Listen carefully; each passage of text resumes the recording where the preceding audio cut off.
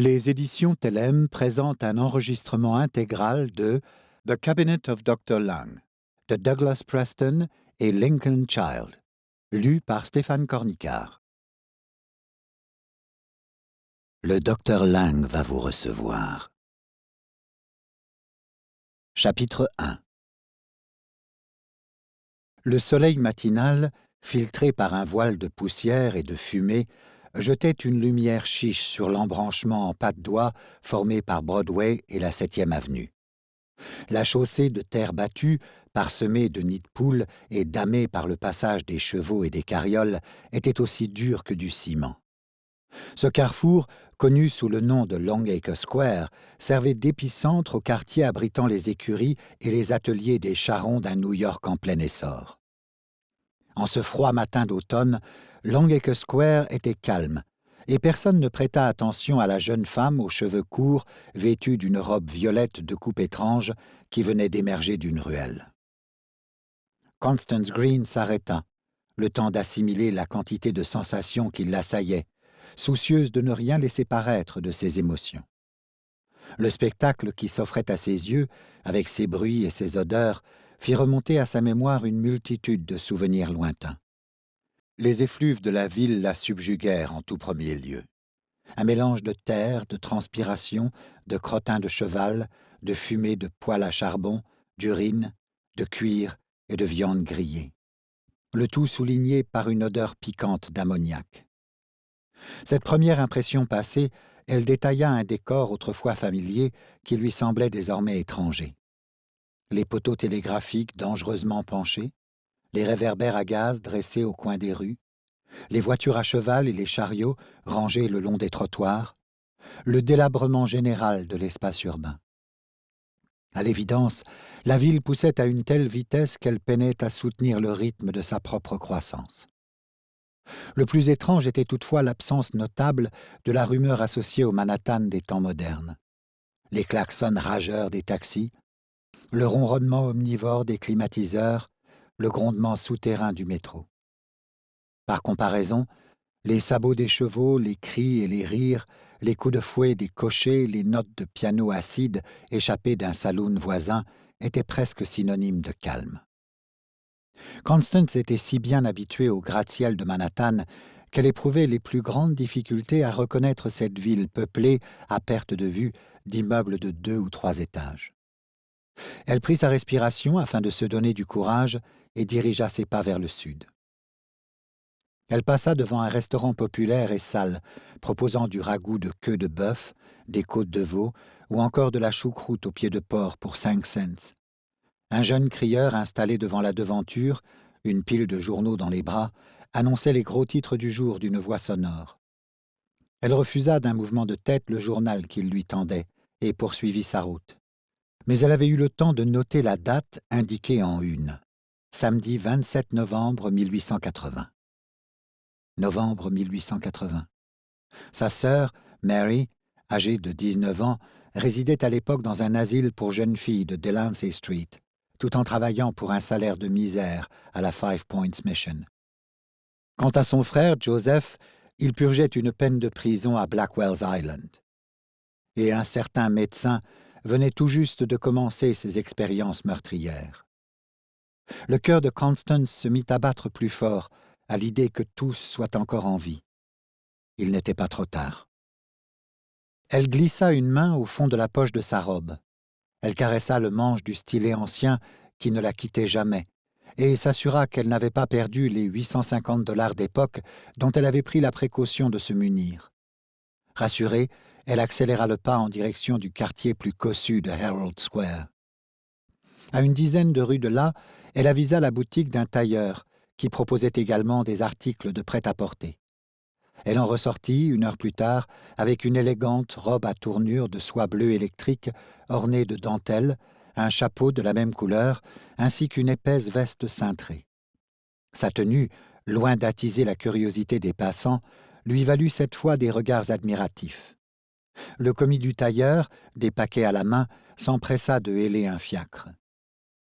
Le cocher sauta à terre, mais Constance avait déjà ouvert la portière et prenait place à bord de la cabine. L'homme haussa les sourcils et remonta sur son perchoir, tandis que le commis du magasin posait les paquets et le carton à chapeau à l'intérieur de la voiture. « Où sommes, dame » s'enquit le cocher en saisissant les rênes. « À l'hôtel Fifth Avenue » répondit Constance, en lui tendant un billet d'1 $ à travers la trappe aménagée dans le toit du fiacre. « Bien, madame » fit le cocher en empochant l'argent avant d'aiguillonner son cheval. Quelques instants plus tard, le fiacre se perdait dans le flot des voitures à cheval de ce milieu de journée.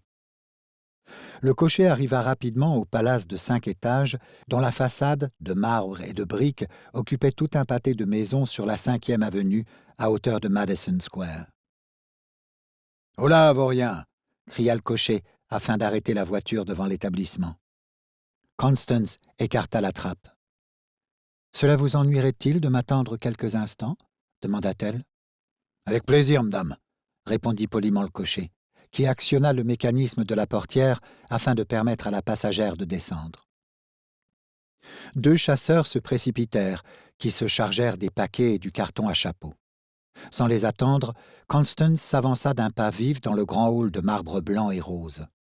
Elle passa sans un regard devant l'échoppe d'un coiffeur, un bureau de télégraphe, un restaurant, et se planta devant le comptoir de bois sculpté, derrière lequel se tenaient plusieurs employés en livrée. L'un d'eux la salua. « Madame cherche sans doute le salon des dames » s'enquit-il avec déférence. « Vous le trouverez au 1er étage. » Constance fit non de la tête. « Je souhaite prendre une chambre, s'il vous plaît. » L'employé manifesta sa surprise par un haussement de sourcils. « Pour votre mari et vous-même ?»« Je voyage seul. » Son interlocuteur baissa discrètement les sourcils. « Je vois. Je suis au regret de vous annoncer, madame, que toutes nos chambres ordinaires sont déjà réservées. Dans ce cas, donnez-moi une suite, » le coupa Constance. Le majestueux hall d'entrée, avec son plafond stratosphérique et son défilé incessant de clients en pleine conversation, dont les semelles claquaient sur les dalles en losange, était si sonore qu'elle peinait à entendre son interlocuteur. « Très bien, madame, » réagit ce dernier. Il se retourna et saisit un registre relié de cuir dans un casier. « Nous disposons de 2 suites au 3e étage et de plusieurs autres au 1er, au cas où vous ne souhaiteriez pas utiliser notre cabine verticale. » « Je vous demande pardon ?»« Notre cabine verticale, qui dispose d'un arrêt à chaque étage. »« Ah, fort bien, » dit Constance, comprenant qu'il faisait référence à un simple ascenseur. « Une suite au 1er me conviendra parfaitement. »« Souhaitez-vous une vue donnant... »« Votre plus belle suite, je vous prie, » l'interrompit-elle à nouveau.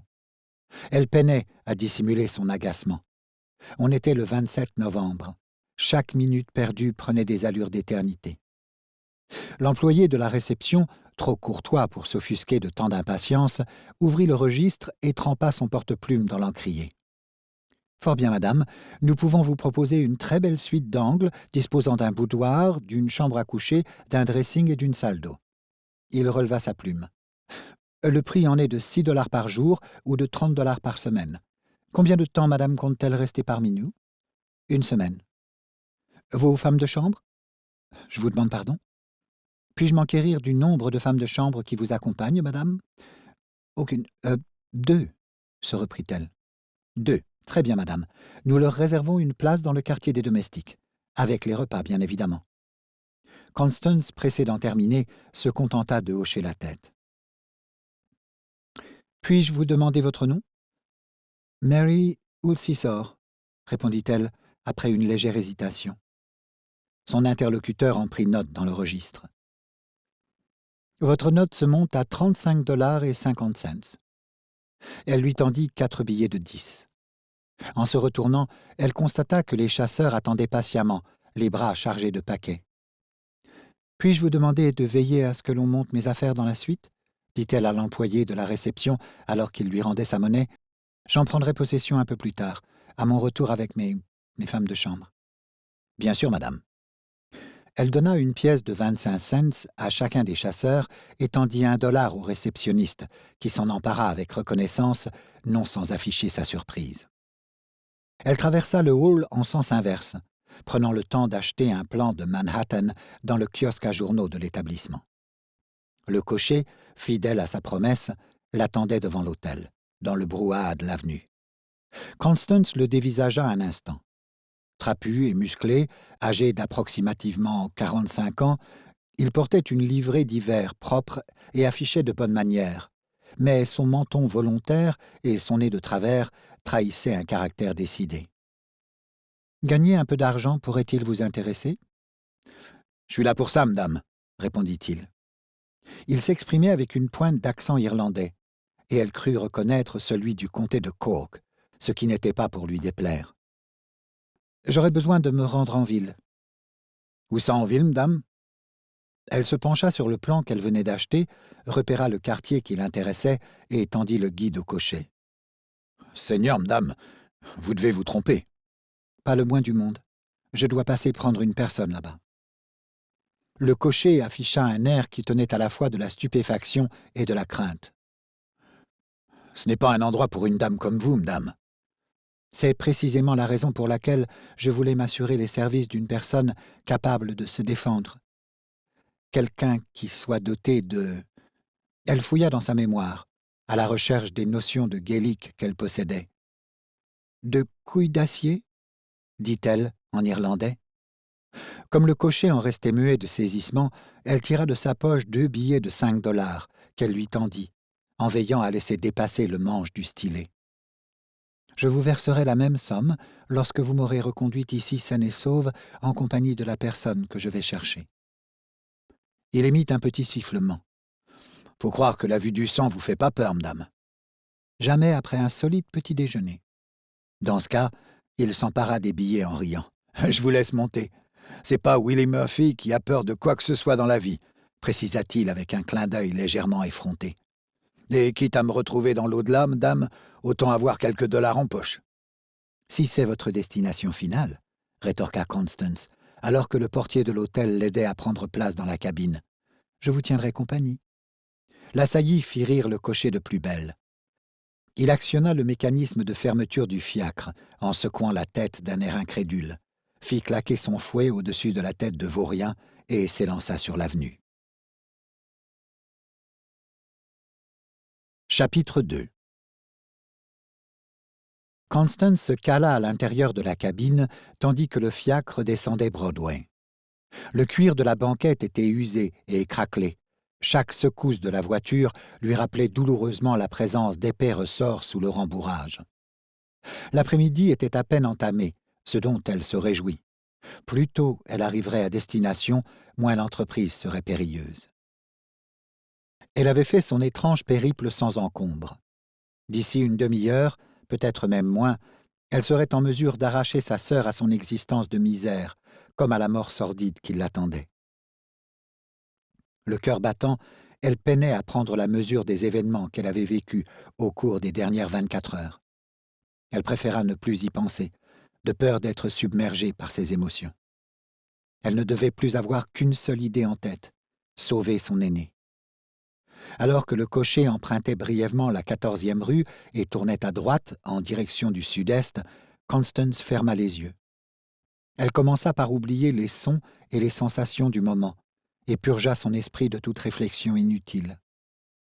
Lorsqu'elle écarta à nouveau les paupières, le fiacre venait de franchir East Houston Street et la 3e avenue cédait la place à la Bowery. Elle posa 2 doigts sur son poignet afin de prendre son pouls. 64 battements par minute. Voilà qui était mieux. Rassurée, elle ouvrit à nouveau son esprit au monde extérieur. Le décor des rues était radicalement différent de celui qu'elle avait vu dans la 5e avenue. Aux larges dalles avaient succédé de simples pavés, et les élégants fiacres cédaient progressivement la place à des carrioles brinque-ballantes, aux plateaux de chargement recouverts de bâches tachées. Quant aux piétons, essentiellement des hommes, qui peuplaient aussi bien les trottoirs que la chaussée elle-même, ils portaient des gilets et des vestes de toile grossière. Tous étaient coiffés d'un chapeau ou d'une casquette. Le fiacre ralentit sa course et le cocher frappa à la trappe du toit que Constance écarta sans attendre. Oui. La tête de Murphy s'encadra dans l'ouverture. Elle remarqua qu'il avait rabattu les oreillettes de sa casquette. « Je vous demande pardon, madame, mais j'aime autant pas qu'on traverse Five Points. »« Bien sûr. Veuillez arrêter la voiture un instant. » Le cocher s'exécuta et elle consulta le plan de la ville. « Je vous propose de tourner à droite sur Canal Street, puis de bifurquer à gauche sur Center Street. »« D'accord, mais après ça, je prends à gauche sur Worth ?»« Exactement. Cela vous paraît-il réalisable ?»« Je m'arrêterai au coin de la rue. »« Fort bien. Monsieur Murphy ?»« Oui, madame. Je ne voudrais pas vous entraîner dans une aventure difficile. J'ai uniquement besoin d'extirper mon ami de cet endroit. »« Je m'excuse, madame, mais si votre ami se trouve en maison de correction, c'est bien pour une raison. » Elle a eu la malchance de se trouver dehors à la tombée de la nuit, un soir où la police faisait une descente dans le quartier à la recherche de péripatéticiennes. « Dans ce cas, c'est peut-être urgent de la libérer. » Tout indiquait qu'en présence d'une cliente décidée à commettre un délit, le cocher se montrait plus familier avec elle. Plus pragmatique, en tout cas. « Je compte bien persuader ces geôliers en agitant sous leur nez quelques billets. Prévenez-moi quand nous serons arrivés en frappant 2 coups, ordonna Constance en refermant la trappe. La voiture se remit en route, et elle reprit sa place sur la banquette. Elle avait réussi à s'exprimer d'une voix ferme, mais elle était loin d'éprouver intérieurement le calme qu'elle affichait. Chaque claquement de sabot de la Haridelle l'emportait dans ses souvenirs les plus lointains. À mesure que la crasse et la pauvreté prenaient possession du décor de la rue, elle retrouva des odeurs oubliées de longue date. Le fumet des tourtes à 1 sou, des ragoûts de pieds d'agneau et des huîtres tièdes à la vapeur, les relents de l'encre servant à imprimer les feuilles à scandale du moment, la fumée âcre des poêles à charbon. À ce festival des fluves se mêlaient les cris des vendeurs de rue, les comptines des enfants jouant à la marelle ou sautant à la corde, aveugles à la misère qui les entourait. « Johnny gave me cherries, Johnny gave me pears, Johnny gave me a sixpence to kiss him on the stairs. » Le tableau que dessinait le quartier se brouilla définitivement, alors que le fiacre quittait Center Street et s'engageait sur Worth, au point que Constance eut le sentiment de franchir le voile d'Isis en direction de l'au-delà. L'air était lourd des fumées grasses et malodorantes des tanneries illégales qui infestaient le quartier. Un crépuscule artificiel s'était abattu sur celui-ci, tandis qu'aux chants des enfants et aux cris des marchands succédaient des gémissements de douleur et de désespoir, des grognements et des bordées de jurons, les appels acides des prostituées, le claquement sourd de la brique attaquant les chairs. Autant de sonorités sinistres qui firent ressurgir dans la tête de Constance des souvenirs qu'elle s'était évertuée à chasser de sa mémoire. La voiture tourna au coin de la rue, et son conducteur l'immobilisa. Il frappa 2 coups discrets, et la trappe s'entrebâilla. « Juste le temps de mettre ses œillères à vaurien, dame, » annonça Murphy d'une voix tendue. Constance serra dans son poing le manche du stylet enfoui au fond de sa poche. Quelques instants plus tard, la portière s'écartait dans un grincement, et Murphy tendait la main droite afin d'aider sa passagère à descendre. Il tenait dans la gauche le manche d'une longue matraque en bois. « N'ayez pas peur, madame, c'est juste un vilain bout de bois, » dit-il avec un enjouement fin, tout en multipliant les coups d'œil furtifs dans toutes les directions. Il était clair qu'il se tenait prêt en cas de menace soudaine. Il aurait de loin préféré ne pas s'imposer une course dans un quartier aussi malfamé, mais jamais il n'aurait abandonné sa passagère à son sort. Constance, rassurée, descendit du fiacre. Elle venait de poser le pied à terre et de relever la tête lorsqu'elle sursauta. Chapitre 3. Le cocher avait arrêté son fiacre à un coin de rue, et l'on apercevait un peu plus loin un carrefour où se croisaient plusieurs venelles boueuses. 4 d'entre elles étaient bordées d'immeubles en briques dont les façades penchées menaçaient de s'écrouler sur le trottoir. Quant à la 5e branche de l'étoile formée par l'intersection, elle se limitait à une placette, matérialisée par une fontaine publique, au pied de laquelle flottaient toutes sortes de détritus dans une mare fétide.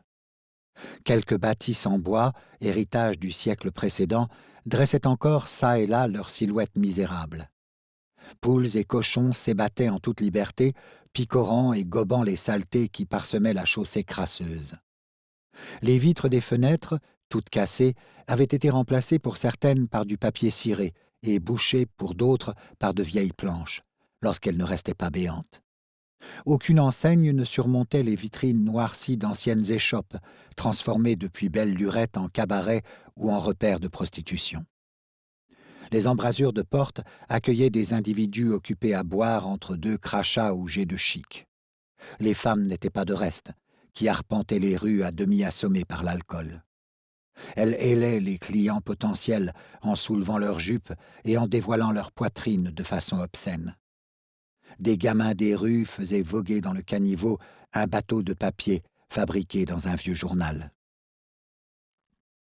Ce croisement à 5 branches n'était autre que Five Points, le centre névralgique du bidonville le plus sordide de la ville de New York. Le spectacle qui s'offrait à la vue de Constance était d'autant plus traumatisant qu'elle en avait elle-même été l'une des actrices. Près d'un siècle et demi plus tôt, alors qu'elle n'était qu'une fillette affamée grelottant de froid dans ses haillons, elle aussi arpentait ses rues et trouvait sa place dans cet univers hideux. « Dame !»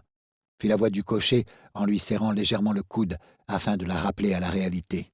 « On ferait mieux d'y aller. » Il tira de sa poche $1 d'argent et le fit sauter dans la paume de sa main en se tournant vers une bande de gamins dépenaillés qui posèrent sur la pièce des regards concupiscents.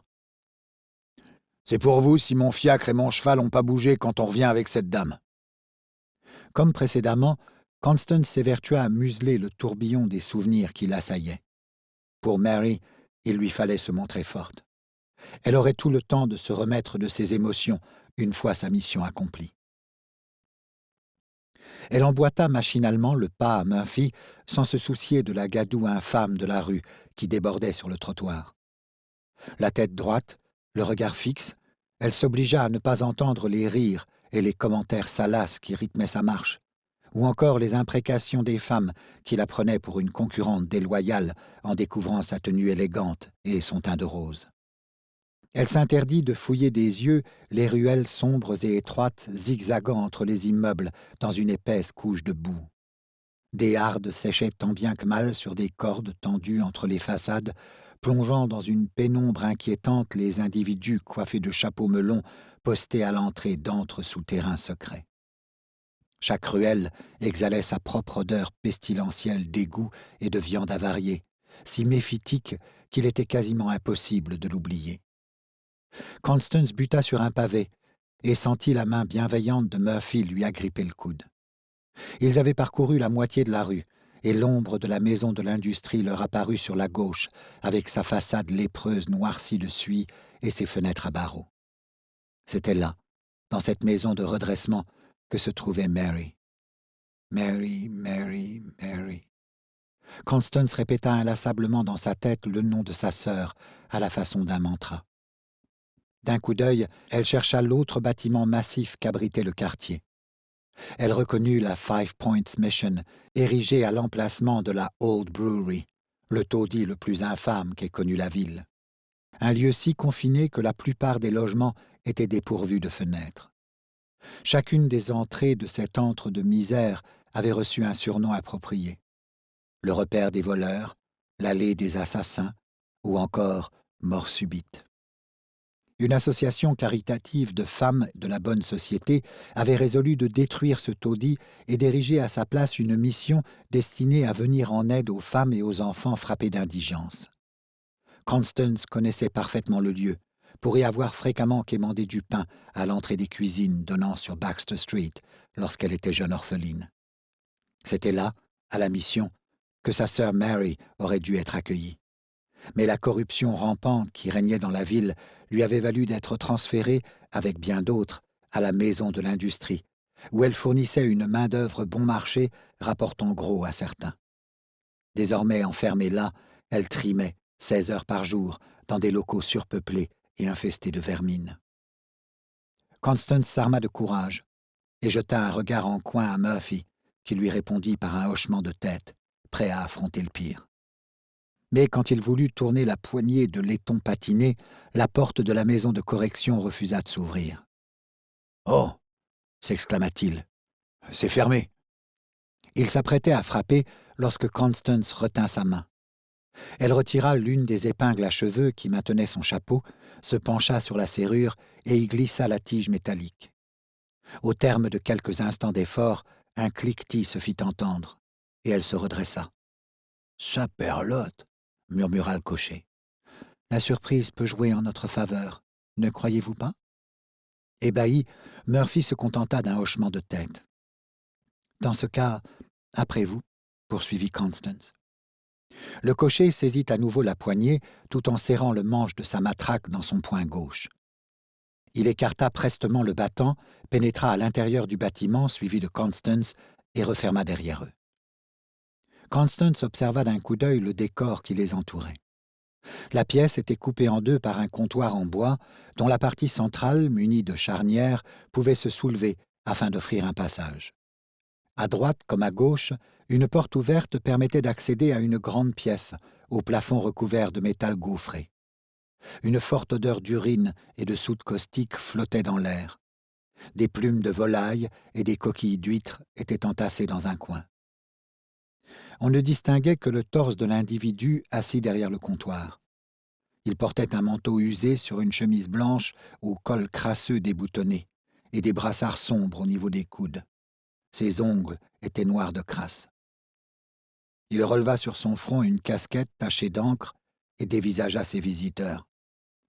« De quoi s'agit-il? Qui êtes-vous donc ?»« Nous venons voir Mary Green, » répondit Constance en s'avançant. « Ah oui ?» fit l'homme, manifestement peu impressionné par l'apparence de son interlocutrice ou même par cette intrusion forcée. « Puis-je savoir pour quelle raison ?»« Mes affaires avec elle ne vous concernent pas. Je souhaiterais la voir tout de suite. »« Vraiment? Et tout de suite? Vous croyez-vous dans un zoo ?»« À l'odeur, on pourrait le croire, » s'interposa Murphy. « Le plus vite possible, le plus vite possible. » Constance glissa la main dans sa poche. « Laissez-moi vous expliquer. Je vous propose de gagner une forte somme en échange d'un maigre effort. Allez chercher Mary Green, ramenez-la ici, et je vous donne 20 $ pour votre peine. » Elle exhiba les billets. Les yeux de l'homme se mirent à briller. « Nellie Green, dites-vous? Mon Dieu, vous auriez dû m'annoncer tout de suite qu'il y avait de l'argent en jeu. Donnez-moi l'argent et je vais la chercher. » Il ponctua sa phrase en tendant la main par-dessus le comptoir. Constance rempocha les billets. Elle se prénomme Mary et non Nellie. Murphy s'approcha à son tour du geôlier aux allures d'employé de bureau, sa matraque à la main. « Vous aurez l'argent tout à l'heure, » dit-il. « Oh non, mon ami, » insista l'homme en agitant les poings de sa main tendue. « Tout de suite. »« Amenez-nous la fille, » reprit Murphy sur un ton menaçant. Un grand silence s'installa, jusqu'à ce que le geôlier se décide enfin. « Je ne vous pisserai même pas dessus pour vous réchauffer. »«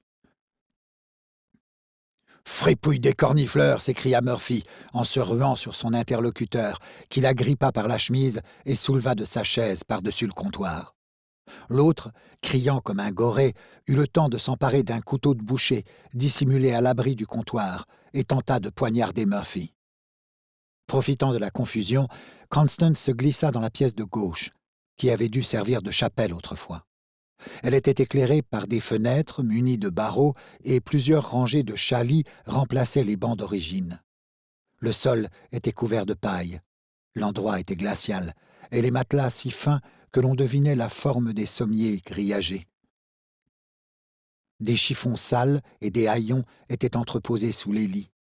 Le latis des murs était recouvert de vieux journaux ou de papier huilé aux endroits où le plâtre avait disparu. Décidée à trouver sa sœur coûte que coûte, Constance traversa la pièce à la hâte et s'engouffra dans la suivante, une sorte d'arrière-cuisine donnant sur un atelier bruissant d'activité. 2 rangées de jeunes filles et de femmes trimaient là, précairement assises sur ce qui ressemblait à des tabourets de traite, vêtues de robes de fortune crasseuses. Chacune d'elles s'affairait derrière un métier à tisser à pédales. La rumeur des machines s'éteignit progressivement, à mesure que les ouvrières relevaient muettement la tête en découvrant la visiteuse. Constance s'avançait déjà, dévisageant les femmes l'une après l'autre, dans l'espoir de reconnaître sa sœur, lorsqu'un personnage en uniforme, une matraque à la ceinture, se précipita en faisant résonner ses semelles cloutées sur le plancher. « Que faites-vous là? Qui êtes-vous » Constance battit en retraite en direction de l'entrée, son stylet à la main. Elle retrouva Murphy, un bras autour du cou du geôlier qui le suppliait en gémissant, le couteau à ses pieds. Au même moment, une porte s'ouvrit à la volée au fond de la pièce, et une femme s'avança. « Arrêtez-vous immédiatement !» s'écria-t-elle d'une voix tranchante. Grande et mince, presque squelettique, elle portait une longue robe brune boutonnée de la taille jusqu'au cou. Dotée d'un regard vif et intelligent, elle possédait une telle autorité naturelle que les deux hommes se figèrent dans leur lutte. « À quoi rime tout ce tapage ?» exigea-t-elle de savoir en dévisageant les trois protagonistes, l'un après l'autre. Son regard se fixa sur Constance, dont les sangs se glacèrent. « Je suis venue voir Mary Green, » répondit-elle, son stylet serré dans son poing, « et je ne repartirai pas sans elle, d'une façon ou d'une autre. » La femme laissa échapper un rire sans joie. « Inutile de dramatiser, jeune femme. » Elle se tourna vers les deux antagonistes qui s'étaient séparés et se faisaient face, pantelants et débraillés. « Royds, » ordonna-t-elle d'une voix sans réplique, « retournez à votre tâche. » L'intéressé regagna son poste derrière le comptoir en lançant un regard venimeux aux intrus par-dessus son épaule. La femme se dirigea vers une étagère, s'empara d'un épais registre qu'elle posa sur le comptoir. Elle l'ouvrit, le feuilleta et s'arrêta sur une feuille qu'elle lissa du plat de la main. « C'est bien ce qui me semblait. Elle a été emportée hier. » « Emportée ?» « On l'a conduite au sanatorium. Le médecin qui a diagnostiqué son mal a bien voulu s'intéresser à son cas. » La femme releva la tête du registre. « En quoi cela vous concerne-t-il » ? « C'est une amie de la famille, » se justifia Constance. « Dans ce cas, vous devriez vous estimer heureuse. Nos pensionnaires ont rarement la chance d'être pris en charge par le docteur Lang. »« Le docteur Lang » répéta Constance. Elle eut un instant le sentiment que le sol se dérobait sous ses pieds. Oui, son arrivée ici l'été dernier a été une véritable bénédiction. 5 de nos jeunes femmes ont déjà eu l'occasion d'être soignées dans son sanatorium privé. C'est tout juste si Constance avait encore la force de parler. Son interlocutrice continuait de l'observer d'un air soupçonneux, un sourcil en l'air. « Où se trouve ce sanatorium ?» s'enquit Constance. « Jamais je ne m'autoriserai à poser une telle question à un médecin. Je sais rester à ma place. Je suis néanmoins certaine qu'il s'agit d'un endroit parfait, » réagit la femme de sa voix de fer, mais avec révérence. « Le lieu est tenu secret pour le bien des patients. » Constance, en plein cauchemar, retourna le registre posé sur le comptoir afin de le consulter. La page sur laquelle il était ouvert faisait référence à une douzaine de dossiers. Plusieurs arrivées, la libération d'une pensionnaire qui avait purgé sa peine, le décès d'une autre emportée par le typhus, 2 patientes transférées en sanatorium afin d'y rester en observation. L'écriture la plus récente concernait Mary, le registre précisant qu'elle avait quitté l'établissement le vendredi 26 novembre, c'est-à-dire la veille. Au bas de l'inscription, rédigée d'une encre qui n'avait pas encore perdu tout son brillant, figurait une signature. I. Lang. Hier. Constance, titubant sous l'effet de l'émotion, leva machinalement la main avec laquelle elle tenait le stylet. La femme se méprit sur son geste, persuadée qu'il s'agissait d'une agression. « Quel que soit le sort que vous me réservez, je suis prête à rencontrer mon Créateur, tel qu'il m'a faite, » défia-t-elle Constance d'une voix méprisante. « Il faut repartir, » décida Murphy, en voyant l'employé tendre la main en direction d'une sonnette d'alarme. Saisissant Constance par le bras, il l'entraîna vers la porte de l'établissement. Elle le suivit sans opposer de résistance. Avant de claquer le battant, le cocher trouva le moyen d'invectiver une dernière fois son adversaire en irlandais. « Qu'une diarrhée rouge t'emporte !» Constance regagna le fiacre d'un pas mal assuré, imperméable au colibé des habitants du quartier comme à la puanteur ambiante. Le cocher avait déjà rejoint Canal Street en direction de l'hôtel lorsqu'elle recouvra ses esprits. La trappe s'écarta au-dessus de sa tête. « Je suis désolé qu'on n'ait pas réussi, madame. »« Je vous remercie, monsieur Murphy. Vous avez été exemplaire. » Quelques minutes plus tard, la voiture à cheval s'arrêtait devant la colonnade de l'hôtel.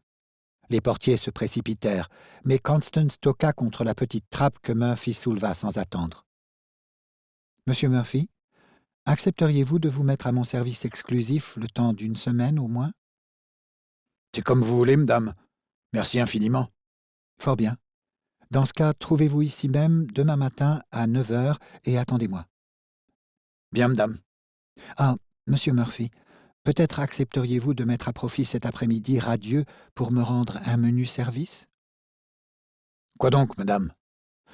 Faites réparer cette banquette particulièrement inconfortable. Il toucha d'un doigt la visière de sa casquette. Pour sûr, madame, ce sera fait. La trappe se referma, et Constance descendit du fiacre, monta les marches de l'hôtel, franchit les portes en bronze et traversa le grand hall en fredonnant, le cœur lourd, le second couplet de la comptine entendue 1 heure plus tôt. I gave him back his cherries, I gave him back his pears, I gave him back his sixpence and kicked him down the stairs. Chapitre 4. Debout face au beau window de son boudoir, Constance suivait des yeux les allumeurs de réverbères qui faisaient la tournée des becs de gaz de la 5e avenue. La nuit acheva de tomber sur la ville sans qu'elle esquisse un mouvement. Le brouillard d'hiver qui montait des eaux du port transformait les éclairages des omnibus en lucioles et les lumières de Madison Square en une constellation de planètes diffuses. Un voile noir s'était abattu sur elle, l'empêchant de rassembler ses pensées d'une façon rationnelle.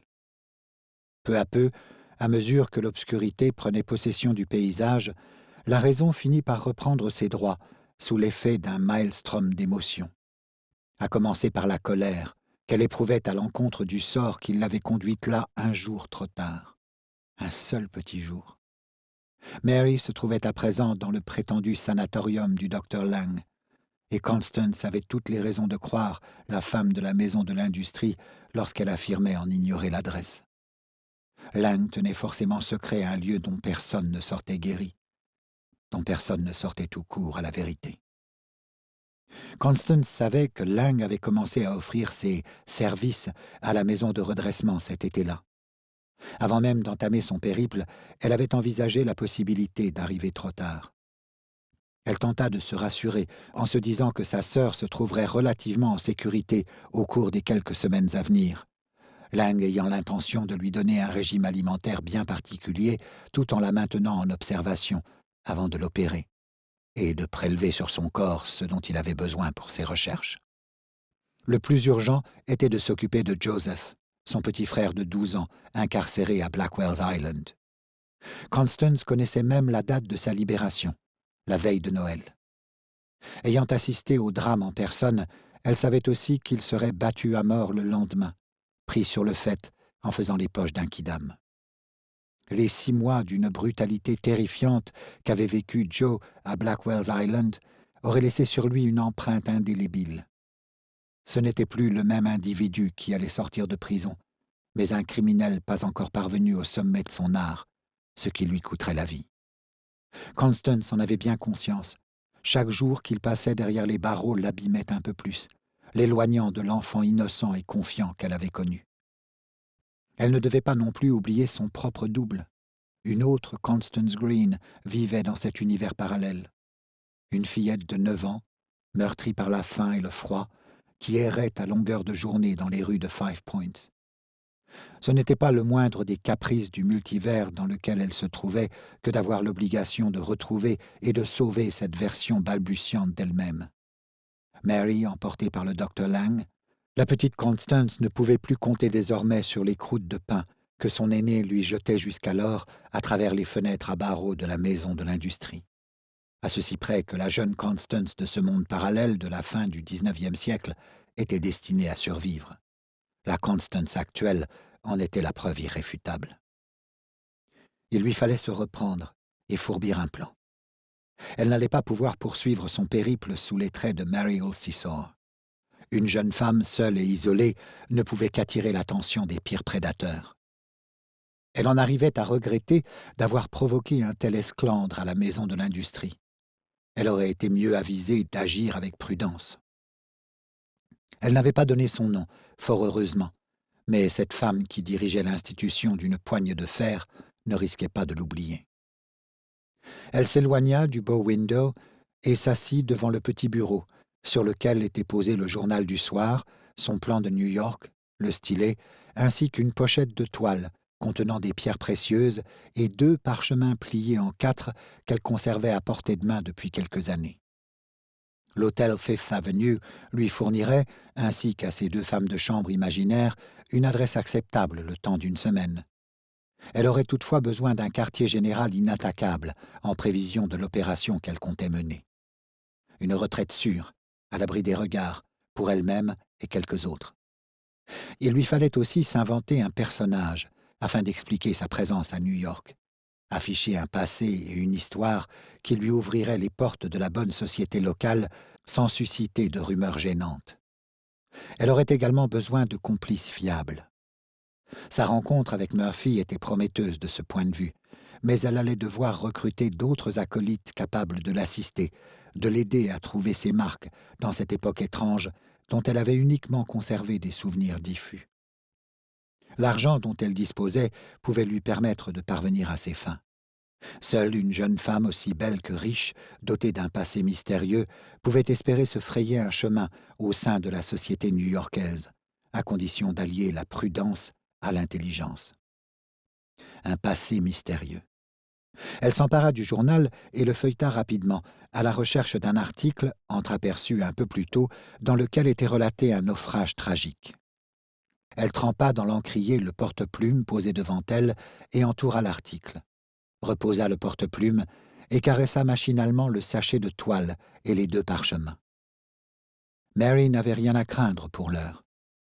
Quant à la version enfantine de Constance, elle ne courait aucun danger immédiat et serait facile à repérer. Il lui fallait penser à Joe, qui vivait à Blackwell's Island, un enfer impensable.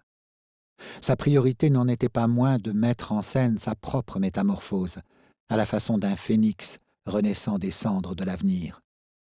Une telle transformation nécessitait un plan d'une grande finesse, mais elle avait déjà eu le temps d'y réfléchir.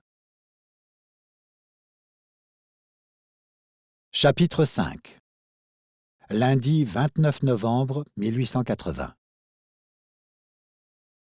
George Frederick Kunz se trouvait dans son bureau du premier étage de Tiffany & Co. Les murs épais du bâtiment le protégeaient du brouhaha d'Union Square et les hautes fenêtres de la pièce, tournées vers le nord, jetaient une lumière indirecte sur une rangée de vitrines. Loin de contenir diamants, émeraudes et autres saphirs, à l'image des superbes présentoirs de la salle d'exposition située au rez-de-chaussée, on y découvrait des minéraux ternes et laids. Aucun des fragments de roches gris, marron ou beige exposés ne scintillait à la lumière, alors que Kunz manipulait à longueur de temps des pierres précieuses aux éclats glorieux. À la différence près que les trophées conservés dans ces vitrines appartenaient à l'occupant de ce bureau, et à lui seul. En dehors de Charles Louis Tiffany, personne n'avait jamais interrogé Kunz à leur sujet, et les clients invités à pénétrer dans cette pièce étaient trop préoccupés par leurs affaires pour s'intéresser au décor qui les entourait. Pour les avoir arrachés lui-même aux gneiss des monts du New Hampshire et aux batholithes des roches volcaniques du Dakota du Nord, Kunz connaissait la valeur de ces minéraux. Chacun d'eux avait contribué à l'enrichissement de ses connaissances minéralogiques, acquises en autodidacte. À 23 ans, fort d'une belle expérience sur le terrain, sa science lui avait permis de devenir gémologue en chef de Tiffany, avec un poste de vice-président de la prestigieuse joaillerie à la clé. Kunz remonta ses poignets de chemise et consulta son agenda. Il consacrait les fins de matinée et les débuts d'après-midi à l'estimation et à l'acquisition de pierres, et ce jour d'automne ne faisait pas exception. La matinée avait été relativement ennuyeuse. On lui avait présenté une opale noire de 7 carats, la nouvelle unité de masse des gemmes héritée du système métrique décimal dont il était un ardent partisan, ainsi que des perles d'eau douce de médiocre qualité qu'il avait laissées sur les bras de leur propriétaire. La seule pierre intéressante qu'on lui avait montrée était un rubis non taillé de 12 grammes, rapporté de Ceylan par un capitaine de vaisseau belge.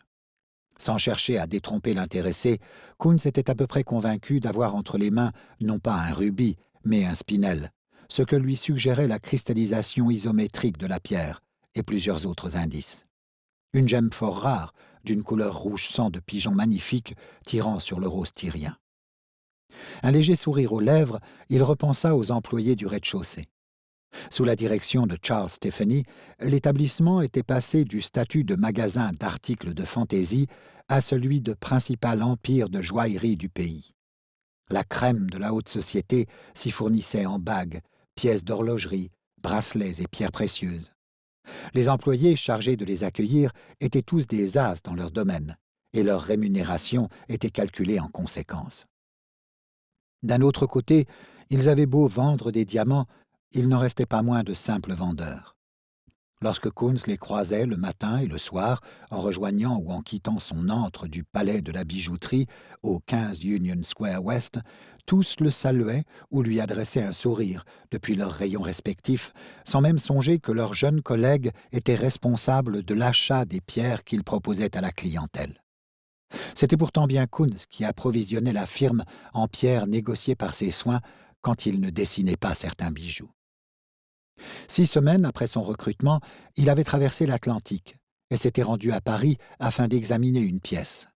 Une énorme pierre brute de couleur jaune extraite de la mine de diamants de Kimberley, en Afrique du Sud.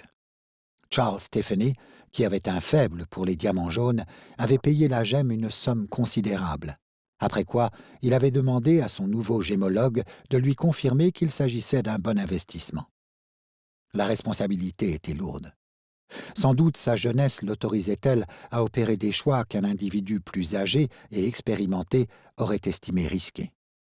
Hypnotisé par la teinte extraordinaire de la pièce, Kunz avait décidé de la tailler en tenant compte non pas de sa dimension spectaculaire, mais de sa brillance.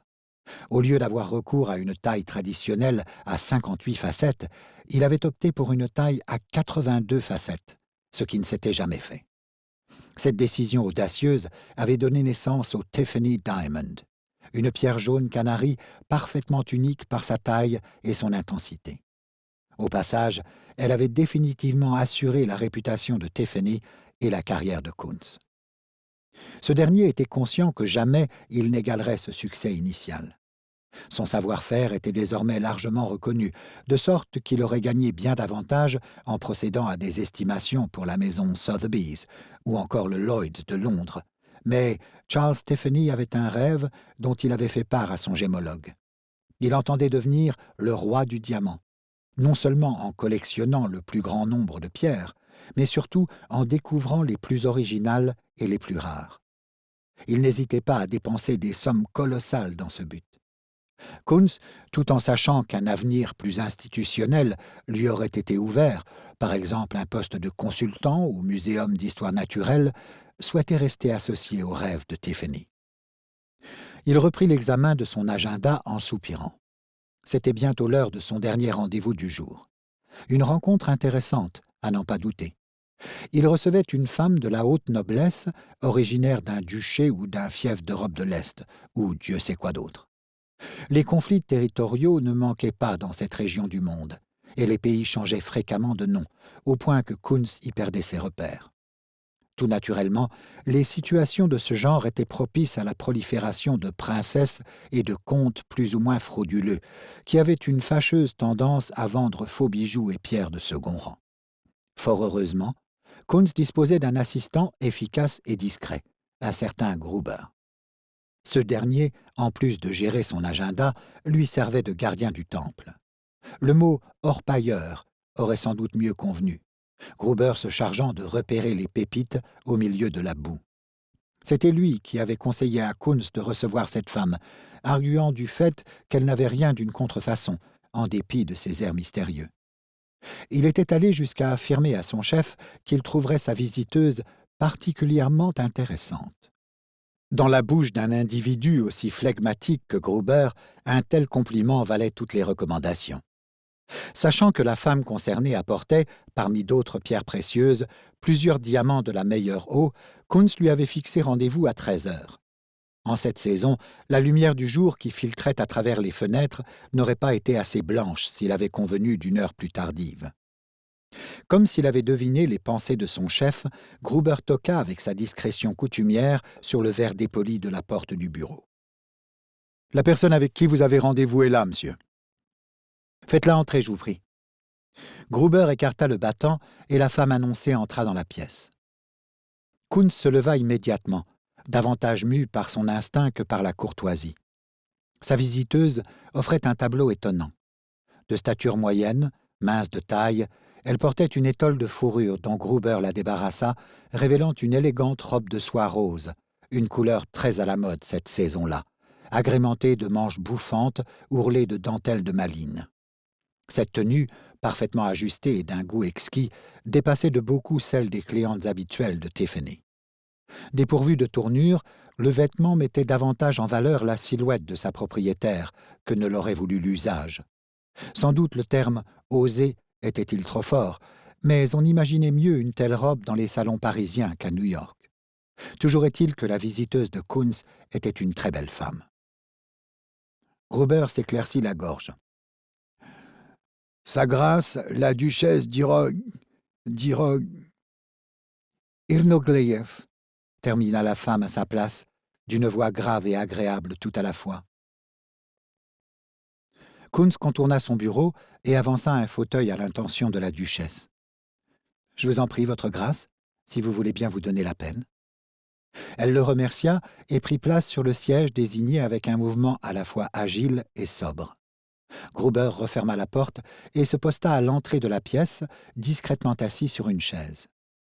Outre ses fonctions de secrétaire et d'assistant, il occupait auprès de Kunz celle de garde du corps et dissimulait sur sa personne un pistolet au cas où il serait venu à l'idée de quiconque de commettre un hold-up. De son côté, Kunz conservait un Derringer à 2 coups dans la poche de sa veste, une précaution imposée par son métier. Il proposa un rafraîchissement à sa visiteuse qui déclina, puis il reprit sa place derrière sa table. Le sourire qu'il affichait, tout comme les banalités d'usage qu'il débita, visait essentiellement à sonder en toute discrétion la sincérité de son interlocutrice. Celle-ci s'exprimait dans un anglais presque parfait, à peine teinté d'une pointe d'accent. Rien dans son comportement et ses manières ne permettait a priori de douter de son appartenance à la haute noblesse.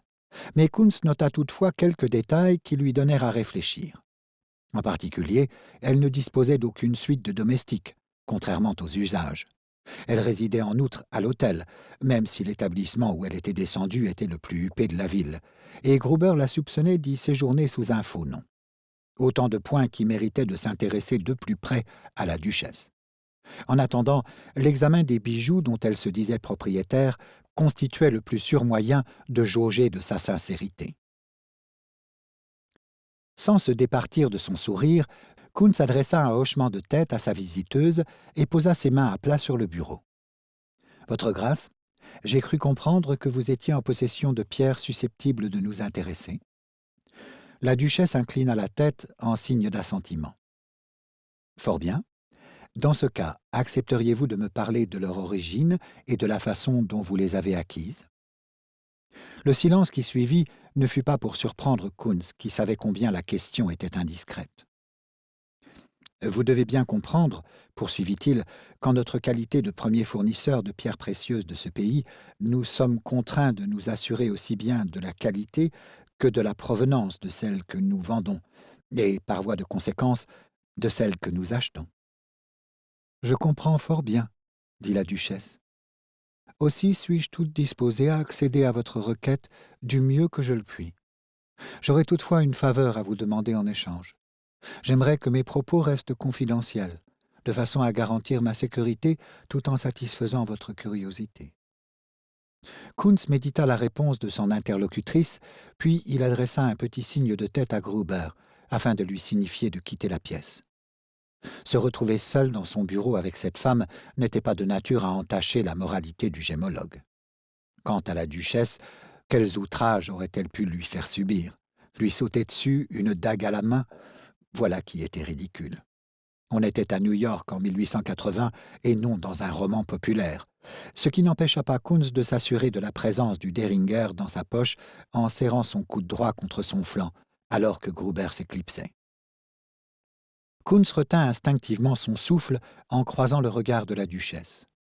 Ses yeux, d'un violet inhabituel, exprimaient un curieux mélange d'intelligence, d'assurance et d'expérience de l'existence. En dépit de son jeune âge, cette femme donnait le sentiment d'avoir beaucoup vécu. « J'entends vous narrer mon histoire, » se lança-t-elle, « mais je vous prie de ne pas trahir ma confiance. Je mets littéralement ma vie entre vos mains.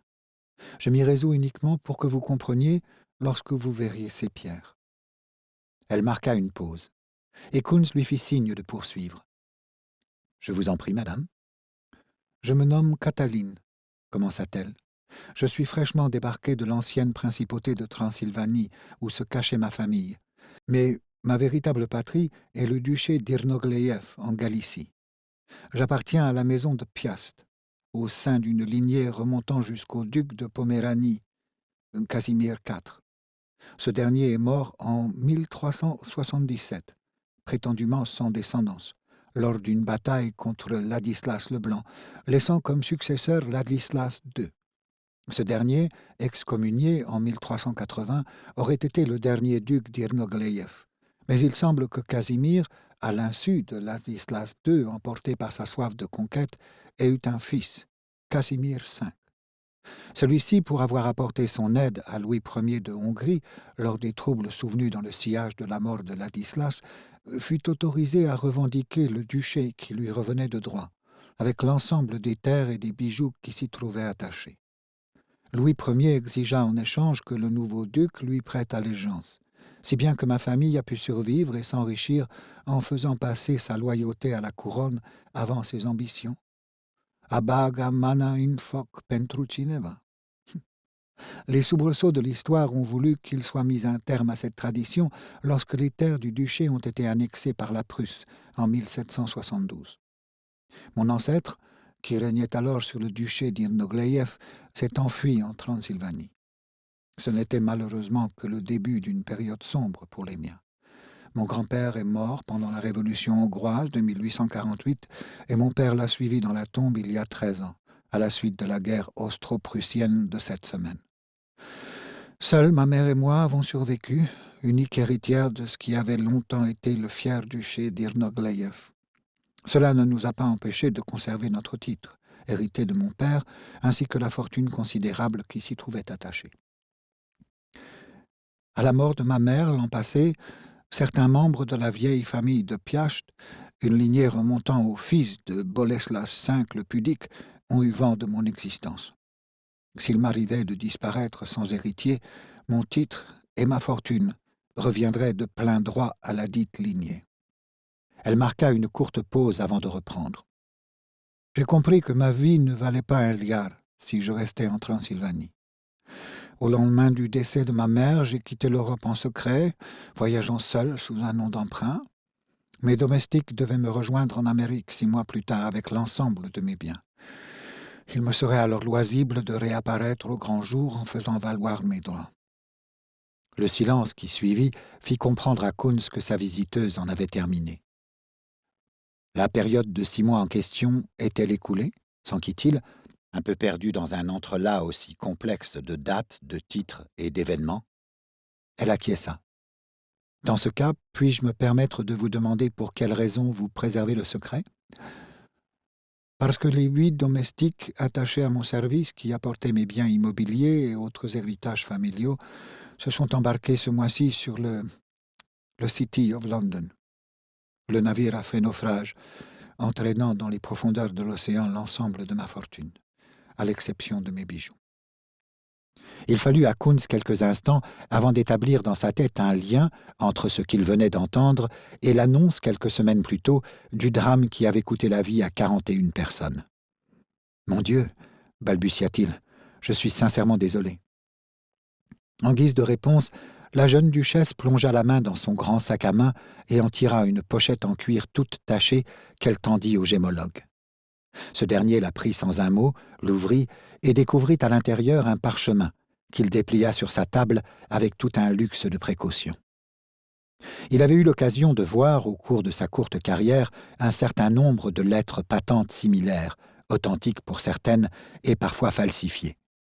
L'en-tête du document figurait un blason enluminé et doré composé d'un triple timbre que le temps avait craquelé à la façon d'une porcelaine ancienne. Le texte lui-même, rédigé à l'encre noire, commençait par les mots « Louis Kirali Neveben », tracés en lettres capitales. Au bas du parchemin s'étalait un ruban tricolore, fixé à l'aide d'un cachet de cire fendu en deux.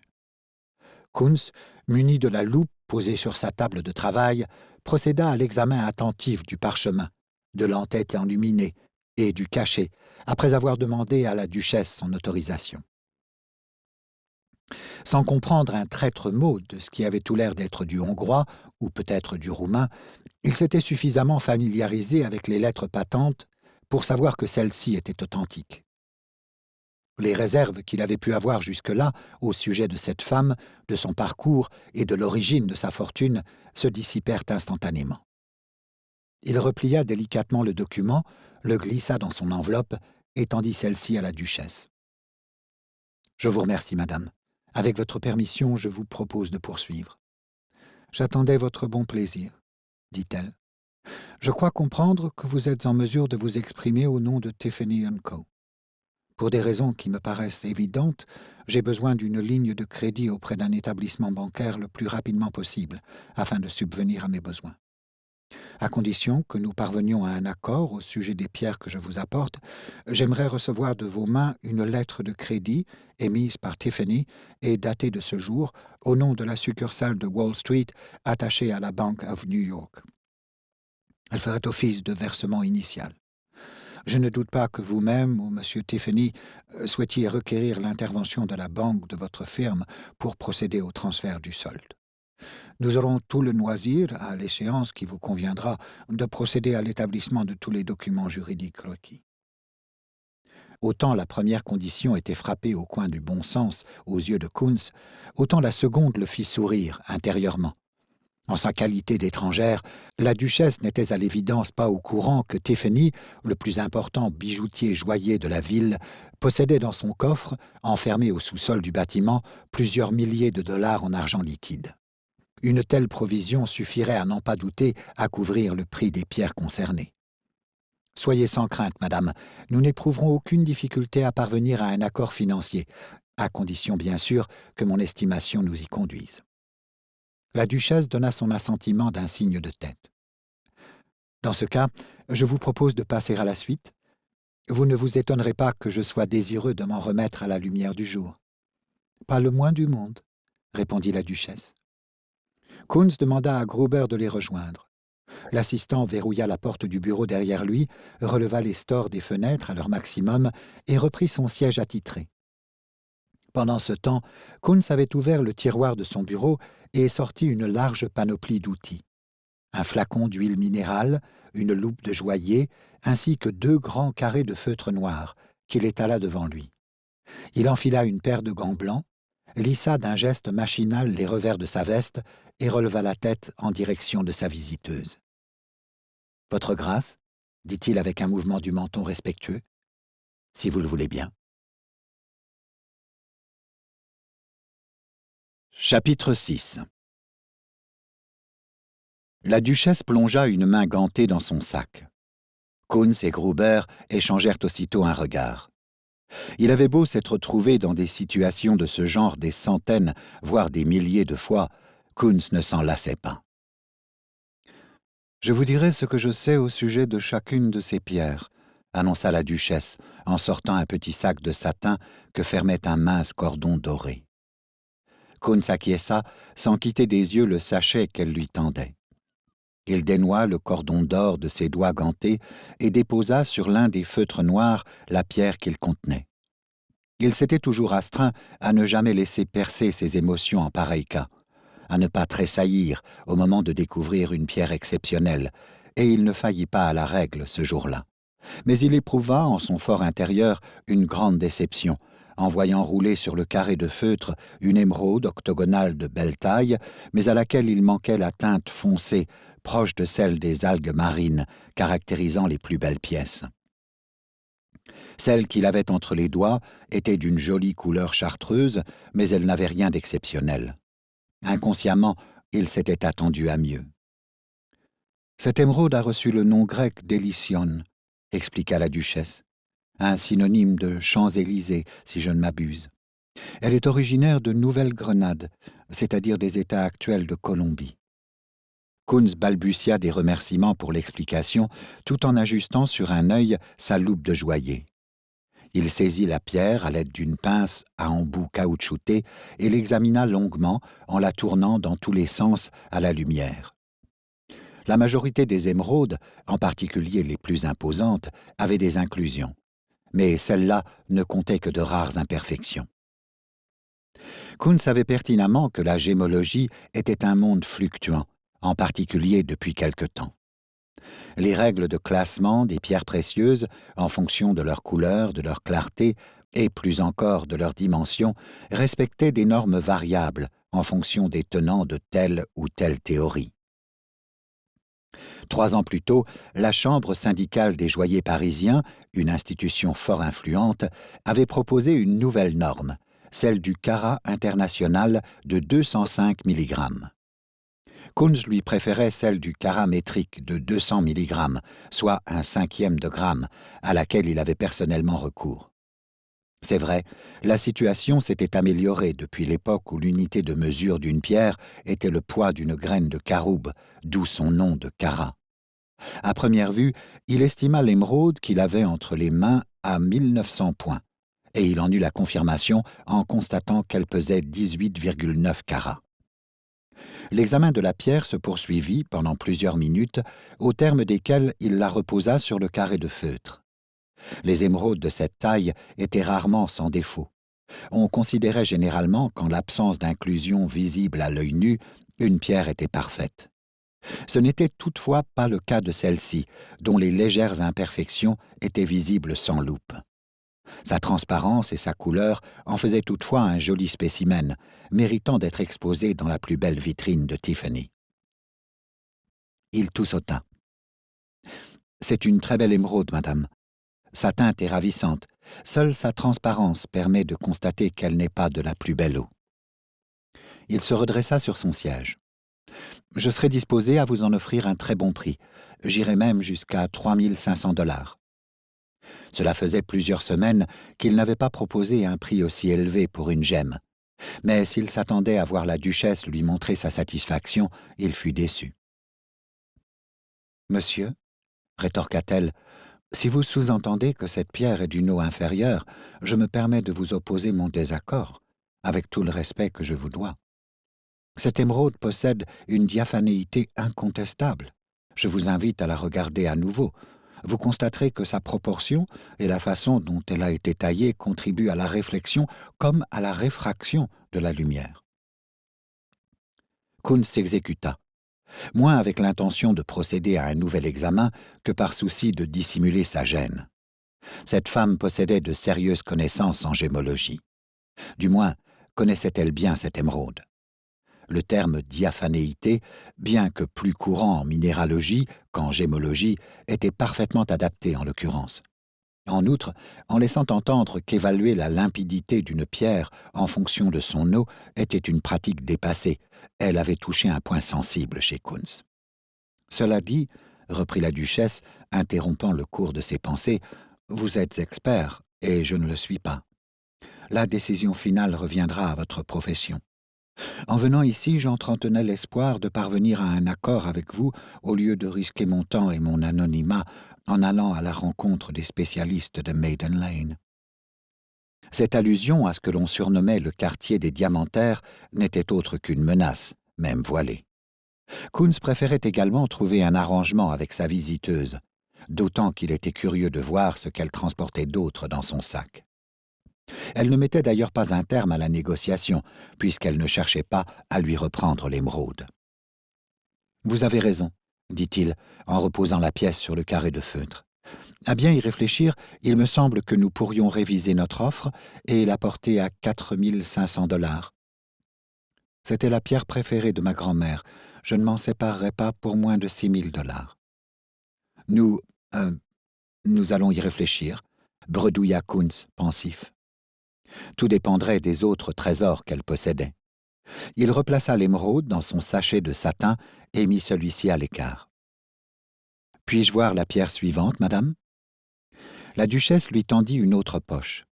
Kunz en écarta l'ouverture, la vida délicatement de son contenu et resta interdit en découvrant un exemplaire unique de diamant rouge, la teinte la plus rare au monde. Les diamants de fantaisie, c'est-à-dire les pièces de couleur étant d'une extrême rareté, l'intensité de leur teinte primait sur leur transparence. Le spécimen qu'il avait sous les yeux avait été taillé de façon insolite. Les facettes de forme triangulaire mettaient parfaitement en valeur le rouge du diamant. « Il s'agit du Nyapgupta », expliqua la duchesse, « le diamant du crépuscule, un don du roi à mon grand-père pour sa bravoure aux premiers jours de la Révolution hongroise. C'est tout juste si ces paroles atteignirent la conscience du gémologue. Il lui avait rarement été donné de voir des diamants rouges, et jamais il n'avait posé les yeux sur une pierre de cette taille. Il l'estima à 25 carats, peut-être même davantage. Il porta la loupe à son œil et sonda l'eau du diamant. Celui-ci était totalement libre d'impureté. C'est tout juste si Kunz distinguait de légères plumes. Il n'existait à sa connaissance aucun diamant rouge au monde aussi imposant et parfait que celui-ci. Il eut le plus grand mal à recouvrer sa voix. « C'est un diamant magnifique, madame, dit-il enfin. Je vous remercie. » Quelle pouvait en être la valeur? La duchesse attendait une proposition de sa part. Il ne pouvait laisser échapper une pierre aussi unique. « Je me satisferais de 100 000 $, suggéra la duchesse. Kunz avala sa salive. Jamais il n'avait versé une telle somme à un vendeur. « Envisageriez-vous de nous la laisser pour 75 000 ? Je vous remercie, mais en aucun cas. » Kunz remit précautionneusement le diamant dans son sachet de satin et le tendit à Gruber. « Nous acceptons votre prix, madame. » En ouvrant la poche suivante, il découvrit un saphir cabochon étoilé d'un violet profond, dont les astérismes présentaient 12 pointes au lieu des 6 habituelles. Au premier coup d'œil, Kunz comprit que la gemme était aussi belle que le Midnight Star du Muséum d'histoire naturelle. « Cette pierre provient de Mogok, en Birmanie, » expliqua la duchesse. Kunz, après avoir procédé à un examen poussé du saphir, jugea qu'il serait préférable de proposer un prix avant que sa visiteuse ne s'en charge. « Je puis vous offrir 40 000 $ pour ce saphir, madame. »« Non, 50 000, avec l'émeraude. »« Absolument. » Kunz rangea soigneusement les 2 pierres concernées dans leurs sachets respectifs et Gruber s'en empara. En relevant la tête, il constata que sa visiteuse, au lieu de fouiller dans son sac à la recherche de la pierre suivante, l'observait. « Les prochaines gemmes, les 2 dernières que je possède, ont une valeur unique. J'entends par là qu'il s'agit de véritables trésors naturels. » Tout dans son attitude montrait qu'elle contenait son émotion. « Je comprends votre grâce. Des trésors naturels ?» Kunz sentit son pouce accélérer. « Ces pièces, intimement liées à mon histoire familiale, ont pour moi une valeur sentimentale unique. Si votre firme n'avait pas l'assise financière nécessaire, Elle marqua un temps d'arrêt afin de se reprendre. « Je comprendrais fort bien. Je ne suis pas certaine moi-même d'avoir le cœur de m'en séparer. » Sur ces mots, elle tira de son sac un sachet de soie et le tendit à Kunz. Il saisit l'objet avec une infinie douceur. Pas l'assise financière nécessaire? Qu'entendait-elle par là? Il vida le contenu du sachet sur le carré de feutre et se tétanisa. Tout joaillier croise un jour ou l'autre la route d'une pierre incarnant à ses yeux la perfection divine. À cet instant précis, Kunz sut que jamais il ne verrait de toute son existence, aussi longue fût-elle, un diamant aussi somptueux que celui qu'il découvrait. Il avait devant lui un concentré de perfection. Il approcha sa pince de la pierre avec 1000 précautions, tout en s'efforçant de contrôler le tremblement de ses doigts, ajusta la loupe sur son œil et porta le diamant à la lumière. Il le tourna dans un sens, puis dans l'autre, le fit pivoter sur lui-même afin de l'examiner de toutes les façons possibles, aussi bien à travers sa table qu'à travers sa pointe de culasse. « Ce diamant est la propriété de ma famille depuis des siècles, » expliqua la duchesse. « Elle doit son nom, la larme d'Athéna, au fait que seul un œil divin serait capable de produire un objet aussi parfait. En dehors de cette appellation, L'origine de cette gemme est mal connue. Elle aurait quitté la Birmanie à l'occasion des troubles qui ont accompagné la chute de l'Empire païen. On rapporte que 10 000 temples bouddhistes auraient été pillés à l'époque. Kunz hocha machinalement la tête.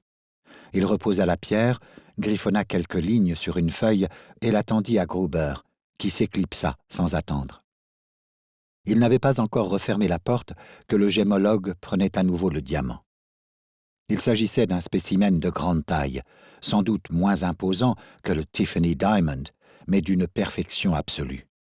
La pierre, parfaitement incolore, scintillait à la façon d'un glaçon renfermant une flamme. Il peinait à imaginer la dimension qu'avait pu avoir la pierre brute, mais sa taille, comme toujours lorsqu'il était question d'estimer la qualité d'un diamant, était un modèle de symétrie. Son rondiste, pas trop épais, avait été calculé de façon à mettre en valeur son incroyable brillance. Mais surtout, la pierre ne présentait pas le moindre défaut. Même muni de sa loupe, Kunz ne distinguait aucun cristal, nuage, nœud ou aucune cavité. Jamais, au cours de sa carrière courte mais active, Kunz n'avait observé de pierre aussi parfaite. Depuis des siècles, les diamants de plus de 12 carats, dénués d'inclusion, étaient considérés comme des parangons.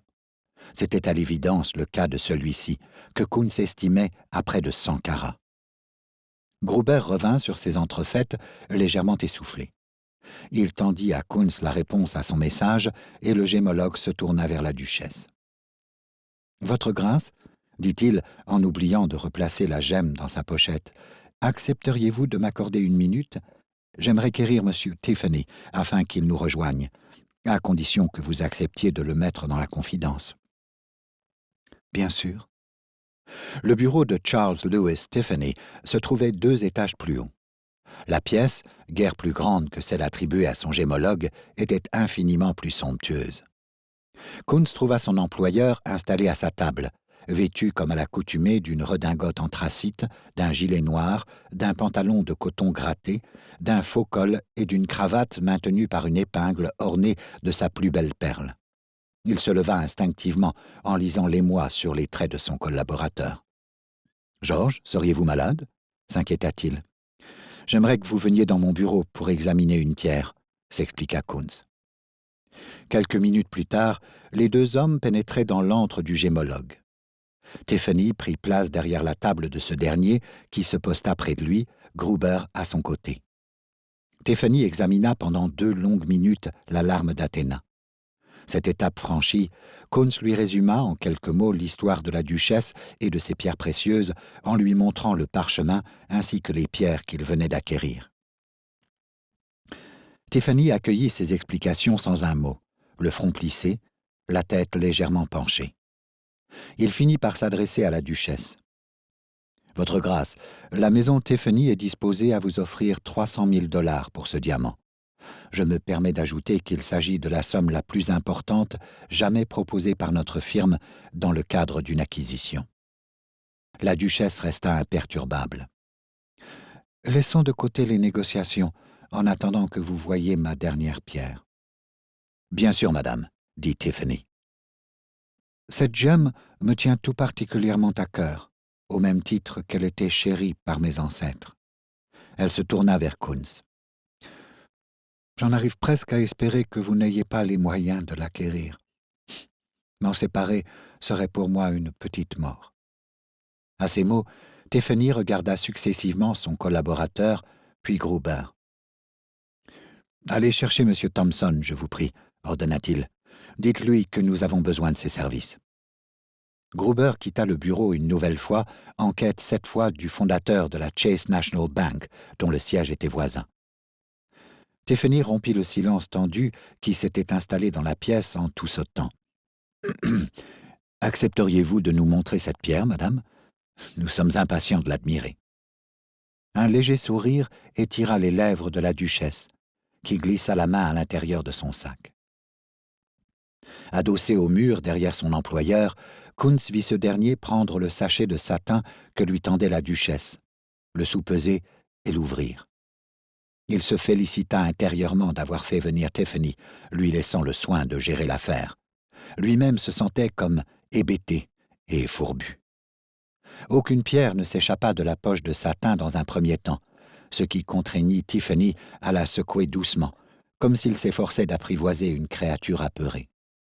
Soudain, la pierre apparut dans un éclair jaune, emportée par son propre poids. Le temps sembla se figer, jusqu'à ce que Tiffany et Kunz affichent sur leurs traits la même stupeur en reconnaissant la pierre concernée. Ni l'un ni l'autre n'avait pourtant eu l'occasion de l'admirer. Nul n'avait eu ce privilège depuis des siècles, au point que l'immense majorité des gémologues croyait à un mythe. Et voilà qu'elle brillait de tous ses feux sur le bureau de Kunz, concurrençant l'éclat du soleil qui traversait la pièce. Une gemme d'un jaune profond, animée en son centre d'une inclusion orange très particulière. Le premier, Kunz retrouva sa voix. « S'agit-il, dit-il d'une voix rauque, s'agit-il du sol Gélida ?»« Ma famille le nommait Novotnej Terra, mais en effet cette pierre avait acquis le sobriquet de soleil gelé, lorsque le roi Louis Ier l'offrit à mon ancêtre Casimir V, il y a 500 ans. » Nous espérons que vous avez apprécié cet aperçu. Pour continuer à écouter ce livre audio sur Google Play Livres, utilisez le lien dans la description de la vidéo.